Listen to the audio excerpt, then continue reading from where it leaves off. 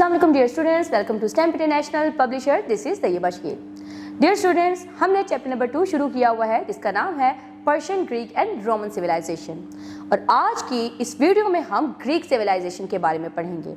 वहाँ के लोग कैसे होते हैं, उनका सोशल हायरार्की क्या है, किस तरह से उन्होंने अपने लोगों को दर्जा बंदी में यानी लेवल्स में तकसीम किया हुआ है। चले आए आज इस वीडियो में डिटेल में ग्रीक सिविलाइजेशन के बारे में पढ़ते हैं। Greek civilization. This civilization emerged in the 8th century BC. इस civilization का आगाज 8वीं सदी से होता है.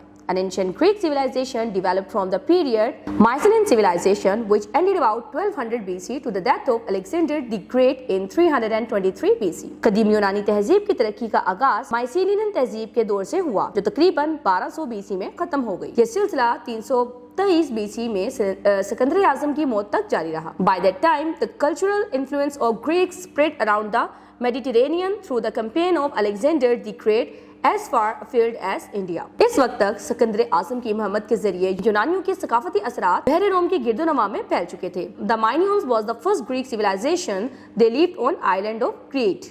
माइनियन पहले ग्रीक सिविलाइजेशन से, वो जजीरा क्रीट पर रहते थे। The Greek civilization was immensely influential in many ways. Language, politics, educational systems, philosophy, science and arts. यूनानी तहजीब कई तरीकों से बेहद बास ज़बान, सियासत, तालीमी निज़ाम, फ़लसफ़ा, साइंस और फ़नून लत। It had major effects on the Roman Empire which ultimately ruled it. इसके रोमी सल्तनत पर गहरे असरात मुरतब हुए जिसने बिलाखिर इस पर हुकूमत की। Ancient Greeks. कदीम यूनानी. The ancient Greeks kept themselves busy and there were plenty of chores, distractions and entertainments available to keep daily life varied. They have many things in their daily life like the markets of the agora, jury service, sporting events or listening to the latest play kept the Greeks out of the house. यूनानी कदीम खुद को मसरूफ रखते थे और रोज़मर्रा की ज़िंदगी को मतनू रखने के लिए काफ़ी घरेलू काम, तफरीहात, मशगले वगैरह ये तमाम चीज़ें करते थे। इनकी रोज़मर्रा की ज़िंदगी में बहुत सी चीज़ें शामिल थीं, जैसे अगारों की मार्केट, जूरी सर्विस, खेलों के मुकाबले, ताज़ा तरीन ड्रामे सुनना, ये तमाम चीज़ें इनको घर से बाहर मसरूफ़ रखती थीं। सोशल हायरार्की, समाजी दर्जाबंदी। There were 4 main social classes of people with Athens: upper class, middle class, lower class. अब हम ग्रीक के लोगों की क्लासिफिकेशन पढ़ने जा रहे हैं कि किस तरीके से उन्होंने उसको समाजी दर्जों में रखा हुआ था। एक है अपर क्लास, एक है मिडिल क्लास और एक लोअर क्लास। सबसे पहले बात करते हैं अपर क्लास की। The people who were born in Athens were belong to the upper class. वो लोग जो एथेंस में पैदा हुए उनका ताल्लुक अपर क्लास से होता है। Who were from other areas could never fit in with this social group. वो लोग जो दूसरे एरियाज में पैदा हुए वो इस सोशल ग्रुप में शामिल नहीं होते। This upper class has monopoly over everything including government to education and philosophy. ये जो अपर क्लास होती है इसका जो कंट्रोल है वो सब पर होता है, चाहे वो गवर्नमेंट से एजुकेशन हो या फिलोसफी हो। Slaves were working class whenever there was needed to work of any kind. अच्छा, स्लेव्स यानी गुलाम इस तबके के लिए काम किया करते थे। किसी भी किस्म का काम हो, जब भी जरूरत पड़ती थी तो गुलामों को इस्तेमाल किया जाता था। Middle class. The middle class was consisted of people who were not born in Athens but were working hard at their trade. Middle class वो लोग होते थे जो एथेंस में पैदा नहीं होते थे लेकिन ये अपने तजारती मामलात में सख्त मेहनत करते थे। They were considered free but lacked the same rights permitted to the upper class. इनको आज़ाद समझा जाता था लेकिन इनको वो तमाम हकूक हासिल नहीं थे जो अपर क्लास वालों को होते थे। Lower class. The lower class was just one step above the slaves. Lower class slave से ऊपर दर्जे में थे। Actually, many of them were slaves who had got their freedom. इनमें से ज्यादातर गुलाम ही थे जिनको अब आजादी। They had even fewer rights than the middle class. Middle class के comparatively lower class वालों के पास थोड़े कम rights होते थे, कम हकूक होते थे। Slaves were at the lowest community of the social hierarchy. Slaves गुलामों की जो community थी वो lowest community थी social hierarchy. They were deprived of all kinds of right, यानी वो बहुत से हकूक से महरूम थे। Many of them were brought from other countries. और इनमें से कुछ गुलाम तो दूसरे मुल्कों से लाए गए थे।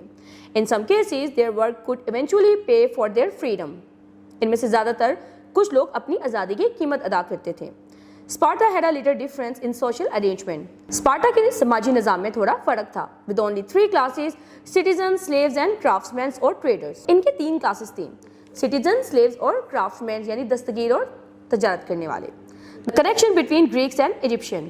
The Egyptians imported much of their culture towards Greece as a part of the great trade of the Bronze Age. Bronze Age के तजारत के हिस्से के तौर पर इजिप्शियन का बहुत सारा कल्चर ग्रीस में मुंतकिल हुआ। After the ending of Bronze Age यानी Bronze Age तांबे के दौर के खात्मे के बाद The early Greeks were greatly influenced by the more sophisticated Egyptians in the period of the Great Dark Ages. जब ब्रॉन्ज का एज यानी तांबे का दौर खत्म हुआ तब ग्रीक डार्क एजेस शुरू हो गया और उस दौरान बहुत से ग्रीक जो थे वो मुहज़्ज़िब मिस्रियों से मुतासिर हुए.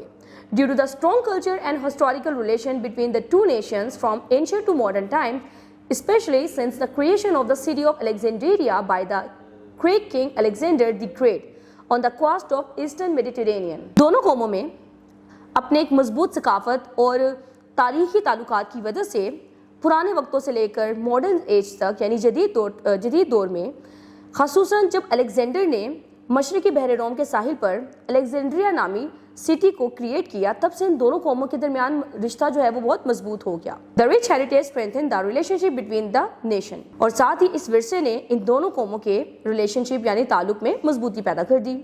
Greek and Egyptian cultures were connected through trade and government. Greek और Egyptian cultures आपस में गवर्नमेंट और ट्रेड यानी तजारत और गवर्नमेंट को यानी हुकूमत को लेकर कनेक्टेड थे. As a result, their mythology shares many similarities. इसी वजह से इन दोनों कौमों की जो माइथोलॉजी है उसमें आपको बहुत सी सेम चीजें देखने को मिलेंगी.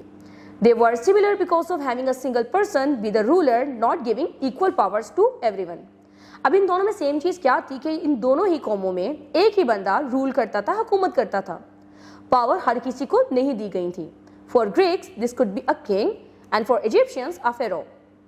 ग्रीक्स के लिए ये मुकाम एक बादशाह का था और इजिप्शियंस यानी मिस्रियों के लिए फिरौन. Both the ancient Egyptians and Greeks had faith in mythology, a similarity between them. आपको कदीम मिस्री और कदीम यूनान में आपको उनकी माइथोलॉजी के अंदर बहुत सी सेम चीजें देखने को मिलेंगी. However much of their mythology was different.